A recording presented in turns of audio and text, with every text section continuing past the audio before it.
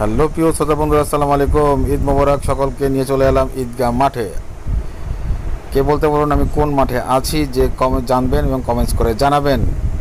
তো সকালে চলে আসলাম ফার্স্ট আওয়ারে, মনে করছিলাম যে 7টা থেকে জামাত শুরু হবে, কিন্তু দেখা গেল যে 7টায় শুরু হয়নি, সেটা 7:30টায় চলে গেছে।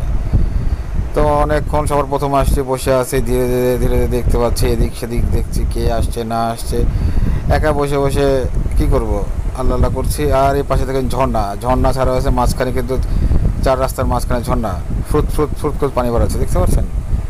হ্যাঁ, তারপর ঝর্ণা দিয়ে তাকিয়ে দেখি ঝর্ণা কিন্তু একদিকে খায়। তো মনে হলো কি এটা ভুল করা হয়েছে, ভুল করার কারণে অনেক আশ্চর্য হলাম, জানি এটা তো ভুল, ঝর্ণাটা এভাবে করে পড়বে না ওইভাবে পড়বে।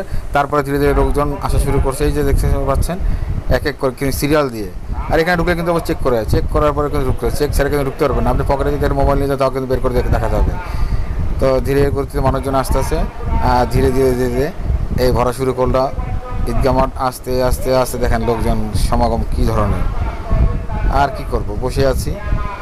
আর এদিকে আমাদের হুজুর মশাই তার নিজের বক্তব্য দিচ্ছেন, অনেক কথাই বলছেন, অনেক কথা শুনতেছি। এই যে লোকজন সব বসা শুরু হয়েছে, এবং যারা যারা আসতেছে, এবং সকলের জামাত, তো প্রথম জামাত ধরতে হলে কিন্তু সব আগে আসতে হবে। তো বন্ধুরা, ঈদ মোবারক, ভালো থাকবেন, সুস্থ থাকবেন। আজকের জন্য এখানে বিদায়, আল্লাহ হাফেজ।